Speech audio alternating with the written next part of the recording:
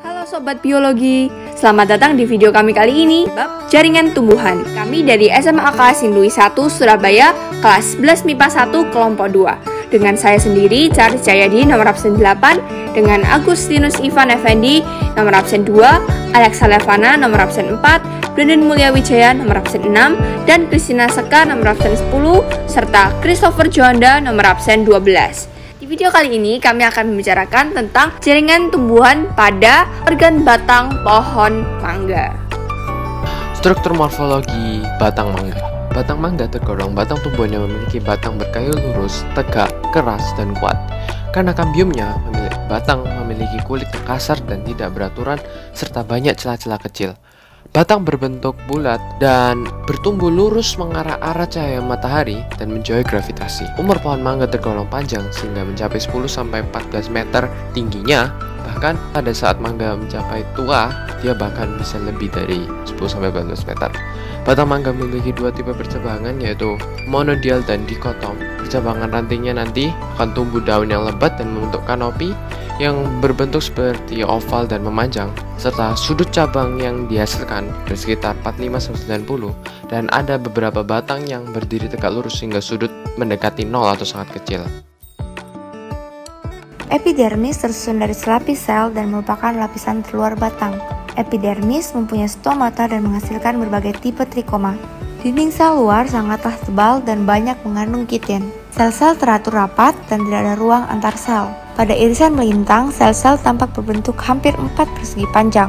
Fungsi epidermis terutama dalam membatasi kecepatan proses transpirasi dan melindungi jaringan yang terletak di bawahnya dari kerusakan mekanik dan dari organisme yang menyebabkan penyakit.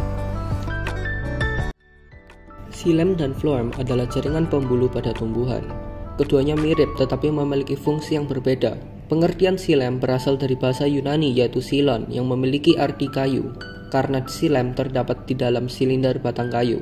Sedangkan floem berasal dari bahasa Yunani phoios yang memiliki kulit kayu, karena jaringan floem merupakan salah satu pembentuk kulit kayu. Fungsi xilem adalah jaringan pembuluh yang berfungsi untuk mengangkut air dan nutrisi yang diserap akar ke seluruh bagian tumbuhan. Sedangkan floem pada tumbuhan berpembuluh fungsinya mengangkut zat organik hasil fotosintesis makanan seperti gula dari daun ke seluruh bagian tumbuhan.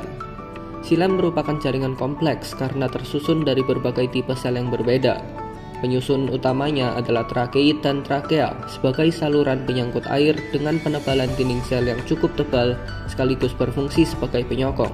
Xilem juga tersusun atas serabut, sklerenchyme, serta sel-sel parenchyme yang hidup dan berperan dalam berbagai kegiatan metabolisme sel.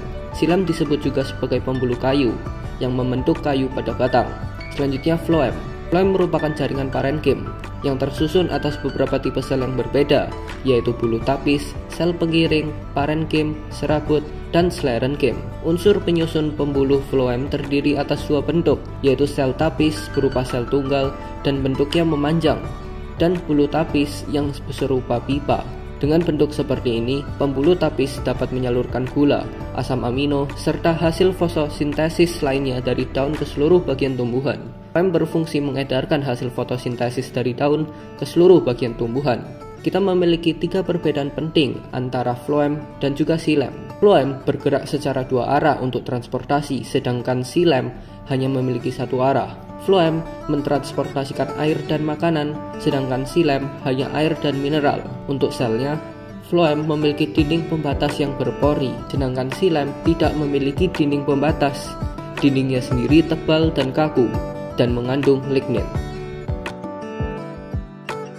Korteks merupakan jaringan dasar pada batang yang terdiri dari beberapa lapis sel parenchyme yang tidak teratur dan berdinding tipis. Sel korteks mempunyai banyak ruang antar sel. Pada jaringan ini terdapat kolenchyme dan sklerenchyme yang berfungsi sebagai penyokong tubuh tumbuhan. Korteks tersusun dari jaringan penyokong yang tidak terdiferensiasi dan menyusun jaringan landasan. Pada organ yang telah cukup umur, sel-sel terluar korteks dapat merasakan penebalan dinding sel dan disebut sebagai sel-sel kolenchyme. Selain itu, sel-sel terluar juga dapat memiliki kloroplas. Korteks pada batang berfungsi sebagai penyimpan cadangan energi. Korteks pada batang meliputi dua macam jaringan, yakni jaringan korteks luar dan korteks dalam. Sel kolenchyme dan sel parenchyme adalah penyusun korteks luar. Korteks dalam hanya disusun dari sel-sel parenchyme saja. Korteks dalam atau yang biasa disebut endodermis dimiliki oleh semua tumbuhan, namun sebaliknya, tidak semua tumbuhan memiliki korteks luar. Kambium adalah lapisan jaringan meristematik pada tumbuhan yang sel-selnya aktif membelah dan bertanggung jawab atas pertumbuhan sekunder tumbuhan. Kambium ditemukan pada batang dan akar. Berdasarkan jaringan tetap yang dibentuknya, dikenal dua kelompok kambium, yaitu kambium gabus atau velogen dan pelogen, dan kambium pembuluh, yaitu vascular kambium. Kambium ini hanya ditemukan pada tumbuhan dikotil dan Gymnospermae. Fungsi dari kambium itu sendiri, yang pertama adalah kambium sangat berfungsi untuk dijadikan sebagai medium atau sebagai sebuah jalur lintasan dari zat hara yang melakukan pergerakan dari tanah menuju ke daun untuk proses fotosintesis. Fungsi yang kedua, pembentukan xilem dan phloem oleh kambium yang ditunjukkan oleh faktor lainnya seperti air dan mineral. Dari aktivitas kambium inilah maka dapat menyebabkan batang pada tumbuhan tersebut menjadi membesar.